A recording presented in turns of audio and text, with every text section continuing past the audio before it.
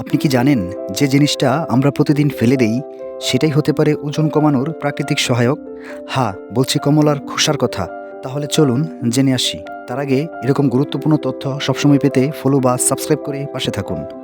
কমলার খোসায় আছে প্রচুর ফাইবার ও অ্যান্টিঅক্সিডেন্ট, যা শরীরের চর্বি জমা কমাতে, হজম শক্তিশালী করতে এবং অপ্রয়োজনীয় ক্ষুধা নিয়ন্ত্রণে সাহায্য করে।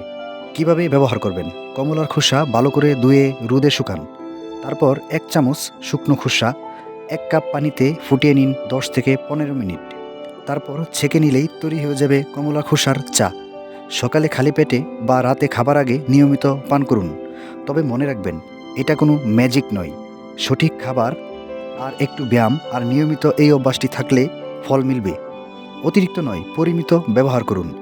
আপনার যদি গ্যাস্ট্রিক বা অন্য বড় ধরনের লিভারের সমস্যা থাকে, তাহলে বিশেষজ্ঞের পরামর্শ ছাড়া সেবন করিবেন না। প্রাকৃতিক উপায়ে সুস্থ থাকতে চাইলে আজ থেকেই শুরু করুন। কমলার খোসার যত্নে নিজেকে যত্ন করুন। তথ্যমূলক পরামর্শটি আপনার কাছে কেমন লেগেছে কমেন্ট বক্সে জানিয়ে যাবেন এবং ভিডিওটি লাইক করে শেয়ার করে দিবেন।